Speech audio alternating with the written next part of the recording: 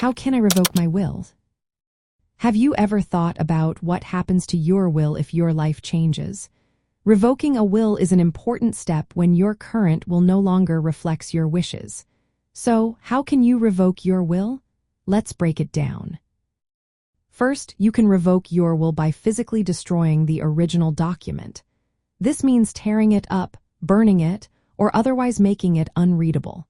However, it is essential that you do this with the clear intent to revoke the will. If you destroy it without understanding what you are doing, it may not count as a valid revocation. Another common method is to create a new will. When you draft a new will, include a clause that explicitly states you are revoking all previous wills. This new will must follow the legal requirements of your state, which usually means it needs to be signed and witnessed properly. Once this new will is in place, it automatically cancels out any earlier wills. You can also use a codicil, which is a legal document that modifies your existing will.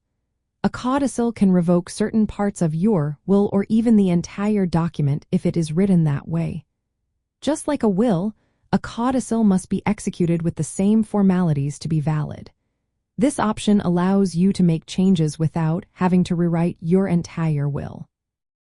In some cases, a will can be revoked by operation of law. Certain life events, such as getting married, getting divorced, or having a child, can automatically affect the validity of your will. For example, if you get divorced, your former spouse may no longer inherit under your will, depending on state law. When revoking a will, keep a few key points in mind. First, you must have the mental capacity to understand your actions and the intent to revoke your will.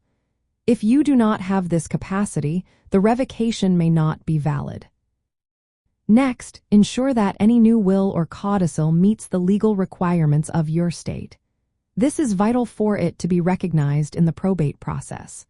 Also, proper revocation helps avoid confusion and disputes among your heirs, which can lead to costly litigation. Finally, remember that you cannot revoke a will after your death or if you become legally incapacitated. Revocation must happen while you are still legally competent. If you are considering revoking your will, it may be wise to consult with an estate planning attorney. They can help ensure that your revocation and any new documents are legally sound and reflected your current wishes accurately.